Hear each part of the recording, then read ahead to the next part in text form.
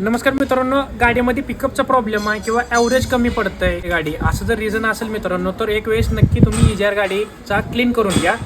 आम्ही या ठिकाणी कियाच्या गाडीचा इजार काढलेला आहे.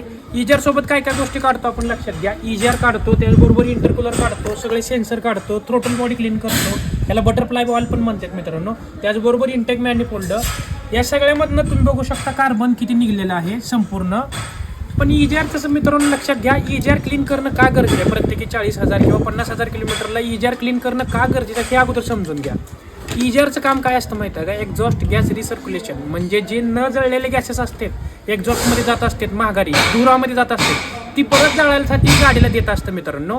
मग त्या ठिकाणी काय होतं, ही जर इजार संपूर्ण चोकअप झाला असा कार्बनमुळं, तर ती काय होतं, नंतर ती गॅसेस जळायला जात नाहीत. त्यामुळे तुमच्या गाडीची इफिशियन्सी ॲव्हरेज कमी पडतं किंवा तुमच्या गाडीला काळा धूर मारते आणि पिकअपला वगैरे दबून चालते. म्हणजे ज्या प्रमाणात तुम्ही ॲक्सलरेट करता गाडीचं, त्या प्रमाणात गाडी तुमची पिकअप पकडत नाही.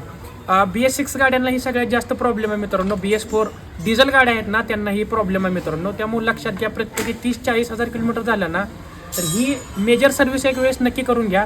त्यामुळे तुमच्या गाडीचा पिकअप एकदम मस्त राहील.